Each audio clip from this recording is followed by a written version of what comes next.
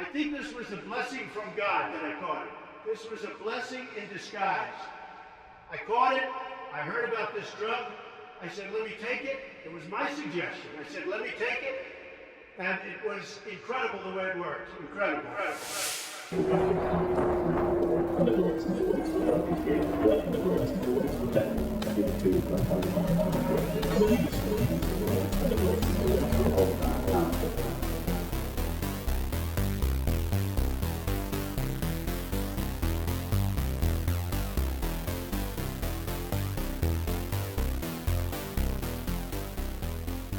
Because I got in trouble with the pointy-headed pro-capitalist type, and even ostensible Marxists and leftists at the start of COVID for pointing out that, a pandemic, which by the way is a disease prevalent all over the world, right? Like that's what, in the way we use it now, we even can use it to talk about something that's spread, over several countries, or something like that. But in the way that we use the word pandemic today, it's something that's only possible, right, with the rise of primitive wealth accrual under commercial capitalism, right? Like the conditions didn't exist before that event happened.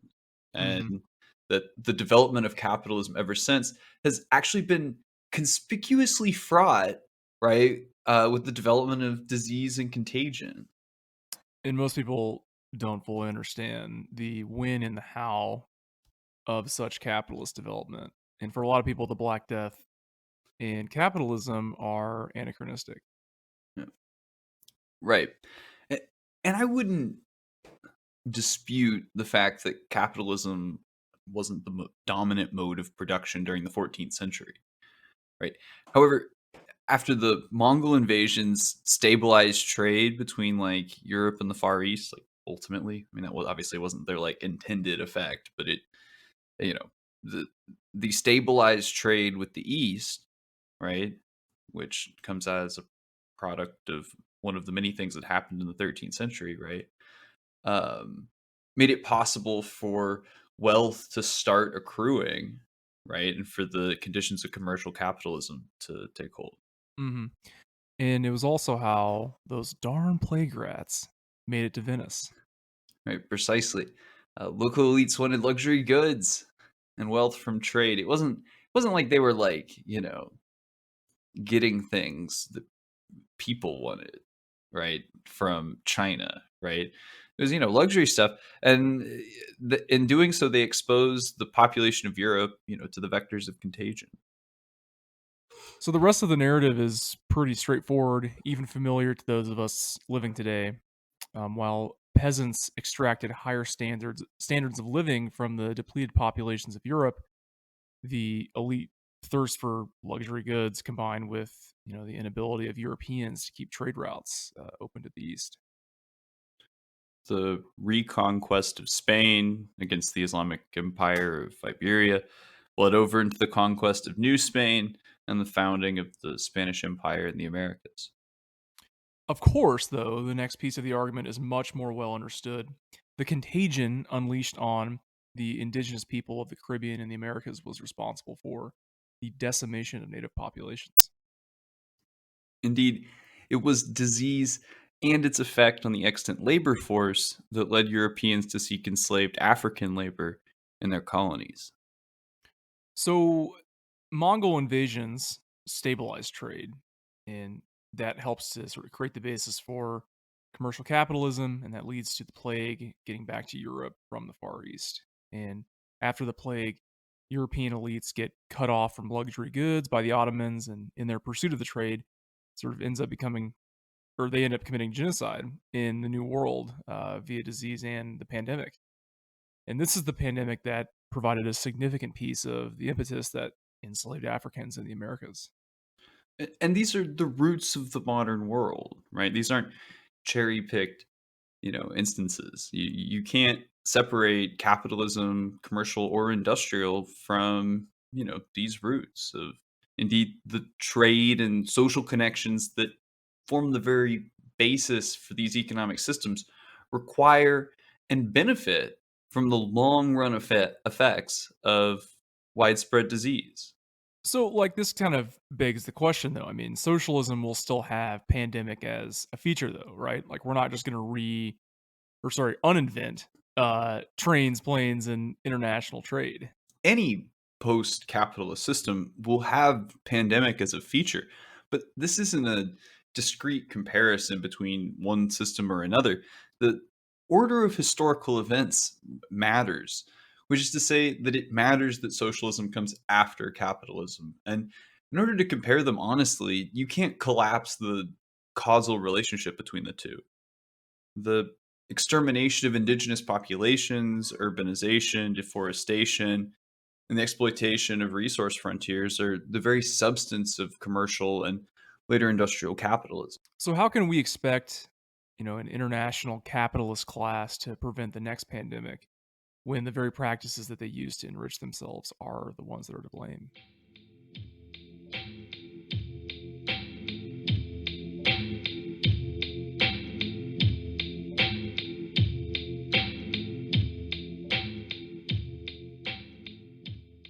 It's interesting to talk to people still working, in this service industry. They sort of sound like 14th or 15th century peasants whose quality of life has gone up because of the plague. Like, they're overworked and underpaid still, but they're making relatively more money and get to choose exactly the type of service industry job they'd like to have. And of course, a matter of weeks ago, we were asking these workers to interact with the public with a piece of damp cloth over their face and make 12 bucks an hour on the line. Who could or would get out of the service sector did last year. That's if you believe they can't hire anyone. Yeah, jobless claims are coming down, or at least that was the conclusions of the most recent jobs report.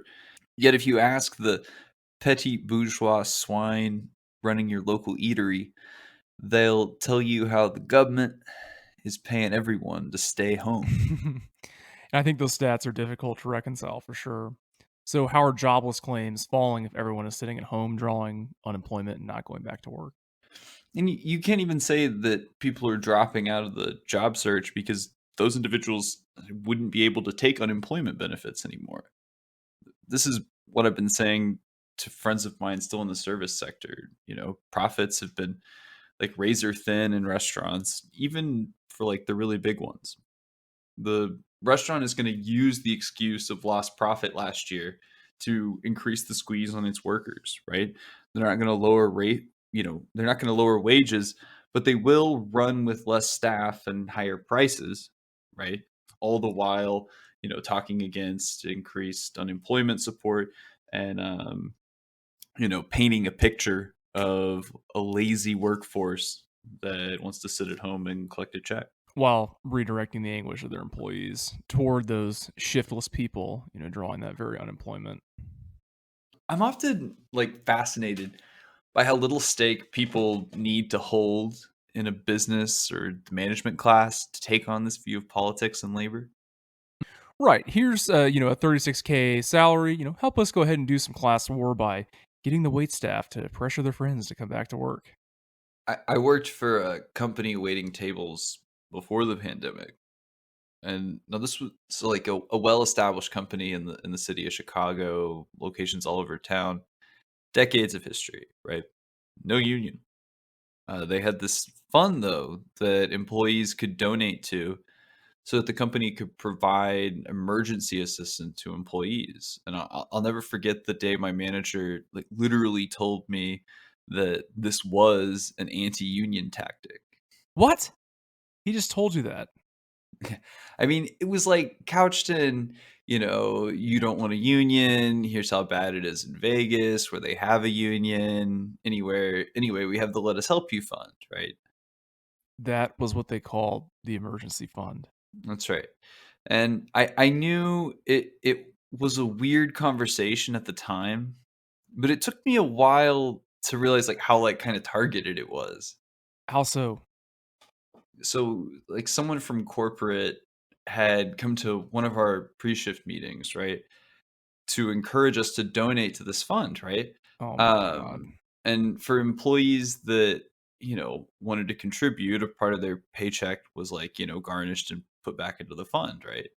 Um, I can't remember if this was before or after this conversation I had with my manager, actually, but I asked the person from corporate if they could tell me like where the money in the fund sat, right, when it wasn't being used. Right. So because hundreds of thousands of dollars don't just hang out in a bank account, they earn dividends for the company. Right, or whoever is, holding the account. And Hmm. dividends for which there wasn't really any even attempt at transparency, right? The person from corporate like completely waffled, and failed to really even answer my question. And in capital's struggle against labor, management always wants to argue that the union dues are exploitation of labor. If I was guessing, your conversation, I'm sure, with the manager was after that. Yeah, probably. But you see how companies really want to stave off, in this effort to stave off unionization, end up creating an internal mechanism that like essentially acts as a union, right? At like as like an insurance policy against, the actual cost of their employees unionizing. But with none of the bargaining power and all of the capacity to extract dues from employees. And you have a mechanism for taking care of an employee when their house burns down. The type of event that unionization efforts, usually like to crystallize around. Somebody's house burns down or they get like kicked out of their apartment. The company really like fails to do anything meaningful to step in. Boom, so they say, "What if we had a union?" And then there you go, right? But you had kind of had that off at the pass. So, how does all this turn out?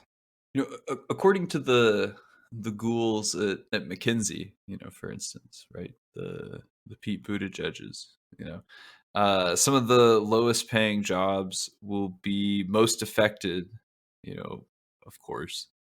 Restaurants, tourism, in-person commerce, right? All those industries, most affected already, they're going to continue to experience those effects, for years to come. And for the servers, bartenders, and anyone else who hasn't been replaced already by kiosks and camera barcode scanners and the point of service apps like Toast. Right. It isn't a shock to me, right, that people working in restaurants aren't coming back, right? A lot of us were shown in very plain terms last year exactly what the terms of our existence are under the paternalism of those who own the service sector. So, what does it say, the rest of society would just hum along, all fine and dandy, paying people to stay home? Like, what does it say about the reasons people are otherwise expected to kind of toil in order to survive? Right, because we've been paying people to stay at home for a year, right? There's absolutely nothing that says we couldn't continue, to go on doing that. But, it says that the reason people otherwise live under the threat of hunger and eviction is not out of fiscal necessity, right? But as a redistributed effort to the merchants and owners of the service sector, Hmm. whether it be restaurants or hotels, casinos, or bowling alleys. The only way for these people to have a workforce willing to work for them is if that same workforce is threatened with hunger and homelessness. Yeah. And see, the ultra wealthy, they can go on living their lives if we just sort of simply automated everything. And even if they were having to go on paying people to stay home. But it's these petite bourgeois, small business owners, and even larger corporate owners of the service sector that can't continue to exist without a workforce held hostage by the threat of these conditions. We could down tools tomorrow and just like let the robots do it from like Jeff Bezos's perspective. We wouldn't even need a revolution, right? We could give people food and water and a place to live and an education and healthcare tomorrow and everything would go on just fine, right? No revolution would even have to occur, right? The ultra wealthy could go on getting wealthier and wealthier. We'd still boil the oceans and end up working on an asteroid freighter for Elon, but at least for a few decades, people might read a good book or two.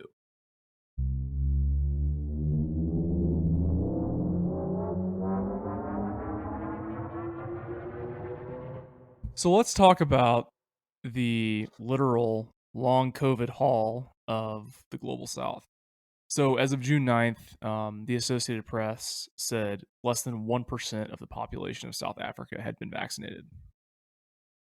Right, Nigeria, the biggest country on the continent, home to some 200 million people, only had a tenth of the population vaccinated as of late last week. So, like, how long will COVID be a problem in the global south? How long will COVID be a problem in the fucking Netherlands? I mean, a Dutch friend of mine said he's just getting his first vaccine this week. So, I think we're kind of to the point in the US where we've made vaccines available and have now sort of begun calling the ignorant and the skeptical.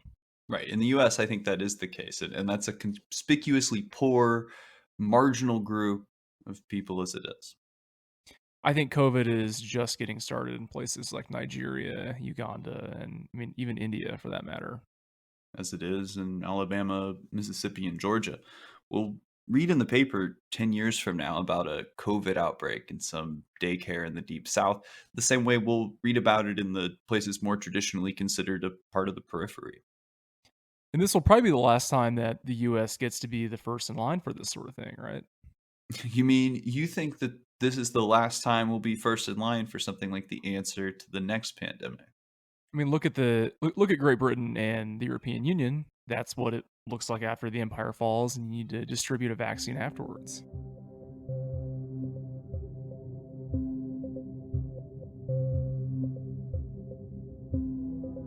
As we laid out at the start of this episode, capitalism is inseparable from the spread of disease. Right, and as capital sort of insatiably swallows up the world and all of its resources and continues to drive urbanization and deforestation. The exploitation of rainforests in Asia and Africa brought human populations into increasing contact with bacteria and disease to which human lacked exposure and therefore immunity. Additionally, the growth of the middle class under neoliberalism has led to an ever increasing, percentage of the population demanding more protein. That's right. And that's not just pork and beef, but also more exotic meats that are desired as markers of social status. So the UN has said since 2016 that nearly a third of all novel diseases emerging today are the result of encroaching on untouched forest and, wildlife in those forests. We see that these are, in fact, the same forces that have always brought the vectors of contagion to society's doorstep. And ultimately, there's no sign that it's going to slow down. In fact, experts say it's likely to probably accelerate. The same UN report claimed that we could face as many as 5 or 6 new epidemics each year, all of which could probably come from these same vectors, zoonotic viruses resulting from deforestation, and stand a chance of becoming the next pandemic. And what's the likelihood we face a new pandemic from another coronavirus? So, very likely. In March of this year, there's an NPR article that sort of stuck out to me, and they sort of talked about virologists are considerably more worried in 2021 about the potential of another coronavirus pandemic. And to kind of clarify this, they mean an entirely different coronavirus than the current SARS CoV 2 and its subsequent variants that we've been hearing about in the news. Dr. Edward Holmes, a virologist at the University of Sydney in Australia, reported that he and his colleagues sampled several hundred bats in southern China. Even with just a small sample, they found 24 new coronaviruses. Four of the 24 had remarkable similarities to SARS CoV 2, the particular virus that causes COVID 19. In addition, at least three from the group of newly discovered coronaviruses also shared key similarities with SARS CoV, the virus that caused the 2003 outbreak. And it should be noted that SARS CoV virus from 2003 was significantly more dangerous than the virus that's currently behind COVID 19. Yeah, and the scientists that are working on this stuff are constantly on the lookout for what are called spillover events. And this just basically means when a virus officially makes the jump from an animal to a human host for the first time. And that's sort of what they speculated happened with SARS-CoV-2, the current one that we're dealing with. the virus may have started in a bat and then had moved to a pangolin and then made the jump to a human, or just made the jump from bat to human. So it's also something to note here: spillover events occur every day. I mean, this is known at this point, and not all of the viruses, though, in these spillover events like adapt to humans as well as like SARS-CoV-2 did. So, there was another NPR article that was sort of talking about how they basically sampled a bunch of, I think this was in Malaysia. They sampled a bunch of like pneumonia cases, Hmm. and I think like a couple of them they found in this hospital. A couple of them were due to entirely new coronaviruses. So they were able to basically isolate these people and sort of check out these new coronaviruses that were causing pneumonia. And but I guess sort of the point of that article was to highlight like this is happening every day, and while those viruses that may that cause the pneumonia, they didn't just like we're sort of lucky that those hadn't made the jump yet into epidemic, pandemic form, basically. And I want to be clear about where we're laying the blame here. I've actually had conversations with people who will usually make kind of like thinly veiled, like racist assertions Right. about, the things that people from China eat, for instance, right? As sort of the root cause of it, right? And I think that I think that what we're saying, right, is that um, the reasons that people have ended up bumping up against these types of new viruses for which we have no immunity, right, is because of for one, deforestation and urbanization primarily, and secondarily, right, the emergence of a middle class which wants and can afford meat and protein, which in places like China and India, right, and the Far East generally, is largely a result of neoliberalism or state capitalism in the case of the Chinese Communist Party. And so the drive for this is the same forces that have driven pollution as a result of agriculture in the West, and you know coal mining, and all of the other things that people have wanted as they have come up to take on modern middle class status. Anyway, enough of that. We have some brain rot now to take care of. Earlier this week, Congressional Representative Marjorie Taylor Greene claimed that COVID-19 is a bioweapon. Right. And she more specifically said, kind of asserted, that she doesn't think viruses can sort of change naturally because, quote, she doesn't believe in evolution, doesn't believe in that so-called science, and doesn't believe in evolution at all. She believes in God. That's what she said. So, Well, look, at the risk of getting kicked off of the internet in China, right? mhm. Um, we Oh, I there mean, that's was probably like already happened at this point. there was like reporting this week. I thought we were on Xi's good side. No, there was reporting this week that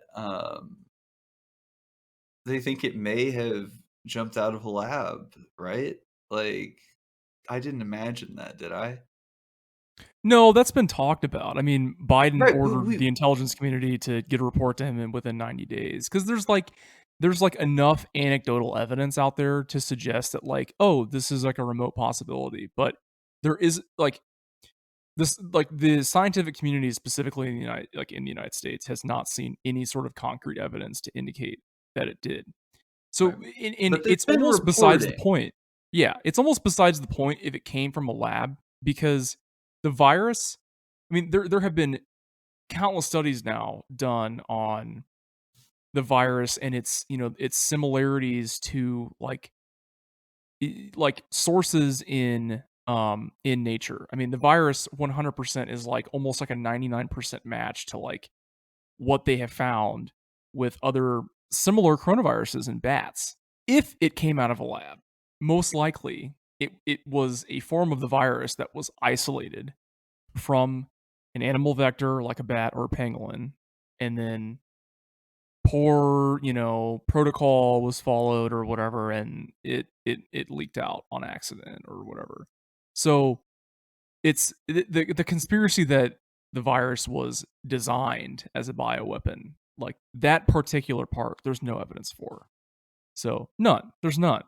In the like worst case scenario here is that they isolated the virus from nature, and it you know it leaked out. So Right. And that, but it has returned to the news this week, and that is what gave us mm-hmm. this brain rotting quote from Representative Green that led us Wonderful. to at least mention the fact that that has come back into the news. And I don't want to lend it any, unnecessary credence here on this show. But I do just want to say how just like maddening like it would be if after, everything, right? From the liberals and from Trump and everything over the last year, if it was like, oh nope, actually Well, I mean, Trump's already jumping on him being right about this. of course, It's right? the China flu. But wouldn't that just rot your brain if you had, if you were already somebody who was like a Trump supporter and maybe just like like your average Trump supporter, like you basically don't believe that, the pandemic, which has killed millions of people around the world, or you basically don't believe, you either don't believe it was a big deal or you basically don't believe it, it happened and everything, right? And then, you get thrown a line in the media, you know 15 months later or something that, oh, maybe it did come out of a lab in Wuhan or something, and Yeah, it's like and just that's effectively absolute happening brain now. rot. Yeah, brain rot. Everyone, how do you not just go insane? Are those people who are in that position not supposed to just completely lose their minds? Mhm. Anyway, moving on from the batshit insanity that is Marjorie Taylor Greene. We've laid out, that it's coming, that people have said it's coming, that the forces that are going to bring it about are the same forces that have brought it about for 600 years or 800 years, right? Mhm. Yeah, I mean, it's safe to say we're gonna see a repeat exactly of what we've just experienced over the past 15 months. So I think the thing that sticks out to me in my head the most is, like, here's all the shit that has happened, and has it in any way drastically affected our healthcare system and, like, propelled us to radical change in a way that's allowed us to prepare for the next pandemic? And it seems to me that we've just continued to do what we've always done, and there hasn't been any change like that to prepare us. And if we end up dealing with a new coronavirus pandemic, eventually that's far more dangerous and lethal than the current one. We could see a true collapse of our healthcare system. That fear was always very real with this Yeah. pandemic. Yeah, I mean, if we kind of all think back to March of 2020 and watching just the horrific news unfold in New York City, I mean, they were on the brink, and that's with a virus. I think COVID is like a 1% mortality rate, give or take, and so I mean, how does a major urban center like New York handle a virus that has a mortality rate of potentially 20 to 30%? That's just as contagious as SARS-CoV-2, And so it's, I don't know, that to me is the most worrying feature of dealing with a virus that is more dangerous than this one. So, I mean, like, think about the really incredibly disproportionate effect COVID had on, black folks compared to white folks. nothing has changed at this point to help, minority communities. It's just it hasn't happened yet, and there's no reason to believe that it's going to happen anytime soon. I've heard a lot of people sort of callously say, "Oh, I can't wait to get to that point. Everybody who has a vaccine, fuck them. They should get one. Nobody has any excuse anymore. Masks off, right? Let's get back to to life or whatever, right?" Mhm. And then I think of this, and I think that these communities which are vulnerable for all the reasons you've laid out here do not irrationally distrust the medical sector. Black folks have genuine and historical reasons to suspect that if they're not literally having the Tuskegee experiments done to them, then they're going to receive worse care. They're going to be more likely to die in childbirth. They're going to have all of the iniquities that we know just exist in our regular healthcare system, to say nothing of the pandemic, right? But just in our regular healthcare system, right? This is the group of people that we're basically washing our hands of. And so that's why I can't help but say that we've begun culling, people who don't believe in medicine, right? And I don't say that to say, good, let's be done with them. I say that mournfully, right? That that I don't because I don't think that's not anything that I would have thought that we'd end up doing. And Yeah. these statistics won't be decreasing in the next pandemic, right? It's not going to be, at the path we're on. It's not going to be different next time. Yeah, and that same report also sort of detailed that Native Americans are 3.3 times as likely to be hospitalized from COVID compared to white folks too. I don't know. Mm. I think whenever I saw that quote, and I was just sort of thinking about when we drove through um Navajo land, a couple of years ago. And I mean it's a strikingly impoverished area. And like we've been discussing, if the next pandemic is, if mortality rate is slightly higher, I mean, let's not, even if it's not 30%, if it's 10%, that is significant. That is uh, Yeah. just I mean, so bad. can we get a jump on these viruses before they adapt to humans, start spreading rapidly? Is that even feasible? I mentioned earlier they sampled those like pneumonia cases in the hospital, and that's kind of what they're doing is they're basically looking more for new spillover events, especially when it comes to coronaviruses, because they're the ones. Coronaviruses are just very, very good at getting adapted to humans and jumping from animal vectors to humans, and sort of like we discussed earlier, the one thing that is working kind of in our advantage is that a lot of spillover events, most of them don't really amount to anything, and these happen every day. And the scientists kind of they call them hidden spillover events because they just go completely undetected, never notice them.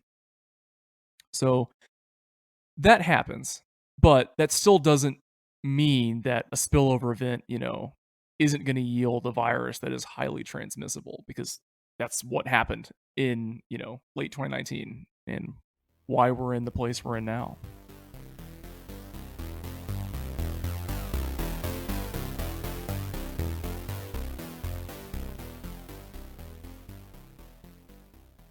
And I think it's worth reflecting a little bit on how quickly everything, changed, Mhm. right? I remember standing in the park, right, in like early March or something, and it was like, right before the center consolidated around Biden, right? So like Bernie was there, the ostensible front runner of the 2020 Democratic primary, Mhm. right? And he was giving his speech and everything, and like it was like the first day in the 50s or something, and nobody's in mass, and it's like feverish now, like looking back on it, like it's almost like it's like an absurdist painting, like to reflect on it, knowing now, you know what the next 15 months we're gonna be like, and in 2021 though, we're still vastly unequipped to keep that same thing, from happening tomorrow, right? And to deal with this next confrontation with a potentially more deadly and infectious disease. Hmm. For me, the I don't want to say shocking, but the highlight of the pandemic, like the I don't want to say funny either. But the thing that like really kind of like took me was obviously like Donald Trump like tweeting like, "Oh, Melania and I have COVID, by the way. All right, good night." That's right. That was another kind of fever dream kind of a moment. I just remember like maybe half a dozen people within minutes of that tweet going out texted me and were like, "Holy shit," and I was like, "This is it. This is the world If we're that in." would have happened, if the thing we're all thinking would have happened, I mean, there would have almost been something like Shakespearean in it, right? Yeah, Like if and yeah, Trump ate shit 3 weeks before the election to end it all. mhm, I don't know. It would have been like mythical, right? It would have been like a Shakespearean play on the fall of the American Empire. yeah. I just want people to understand that like he would have died had he not gotten the treatment that he had gotten. Like it was Oh, he's very just a normal very clear that guy. he Yeah. was like right there on the precipice of like Yeah. very severe COVID Yeah. disease. Like that was about Most to of the happen if it hadn't yeah, already. most of the people whose blood was 80% McDonald's meat byproduct didn't make it when Yeah. they got COVID. That usually was a Mhm. disqualifying Yeah. factor. I mean, I think it either leaked or his doctor sort of indirectly said that his oxygen levels dipped below 90%. I mean, that is so dangerous. So like he doesn't get, let's say that antibody cocktail wasn't around at that point in time and it wasn't known at that point in time to use powerful steroids like dexamethasone for, you know, severe COVID patients. Like had Well, that knowledge in medicine not existed, he probably would have croaked. right? If he didn't have a former SEC lineman carrying a briefcase full Mhm. of this cocktail at all times, he would have gone the same way 500,000 people did in the United Yeah. States. And I'm really like wanting to emphasize like I'm saying this from as nonpartisan of a stance that I can say it. Like he this is like the objective way to look at this is that he like literally almost died and then Well, I don't understand. while He still drank all that infectious. Diet Coke. Right? He drank all that Diet Coke. So I don't Mhm. understand. Sorry, we're literally dunking on Donald Trump. We're gonna cut this. It's funny We're though. gonna It's funny. we're gonna cut dunking on Donald Trump. Um, we're not gonna do it. That's not what we do on this show. To harder targets though. Capitalism's still here, right? Pervading our society. Mhm. And we should ask ourselves, as we've talked about today, whether or not a system motivated by profit will be able to rise to the challenge to meet the next one, right? Especially one that will be even more deadly. Yep. And the next pandemic doesn't have to be a coronavirus. So avian flu in some cases can have a mortality rate of up to 60%, specifically the H5N1 strain. Jesus. Yeah. And so that number has been debated by scientists. I've seen estimates a little lower saying 14 to 33%, but still that's really fucking dangerous. So like how does capitalism hold its own against, for example, an avian flu virus that just wipes out 1/3 of the US population or more? There is a ticking clock. Gradual structural decline is one thing, but a pandemic of that nature, certainly the nail in the coffin for American empire. Yeah. And look at how we botched our response to COVID. Like, what are we going to do if an avian flu runs through with a mortality rate of 40%? So, like, scientists do pretty much everything they can within their power to try and stop infectious diseases like these. Um, the other part of the equation that prevents them from being able to do that is like the state and inaction and all that. Do they allocate the necessary resources for scientists to do their job with, another pandemic. And I just, if it happens next year, the answer is no, it's not going to happen. And as climate change worsens, so does the potential frequency of new diseases. Yep. So animal vectors are going to be forced to move from their original habitats because of climate change. And as a result, they're going to come into contact with an exponentially growing human civilization that shows no signs of stopping its encroachment into these ecosystems that harbor undiscovered viruses. This is going to end with Amazon building a new mega warehouse in Cambodia and its workers, coming into contact with bats and other coronavirus vectors as they steal time away from our robot overlords pissing in bottles or trash cans. Yep. Presto, SARS-CoV-3, or maybe by that time, 8. Yep, exactly. I give up. Yeah, none of it looks good. That's for sure. Yep. Lots of doom and gloom. But like we said, that's why it's important to highlight the heavy potential for this, to happen again, right? And unless we, are prepared to, meet those challenges with significant, structural change, right? To significantly change the stakes of, modern society, right? Then it's likely to be worse, right? That we probably got off light on this one, guys. Yeah, exactly. And we're not trying to keep everyone from sleeping tonight. The times that we want to prevent people from sleeping, we have some more spooky episodes planned for that sort of thing. So this is an independently produced podcast. You can support us by subscribing and help us make more episodes by going to our Patreon page. We'll see you next week on COINTELPRO.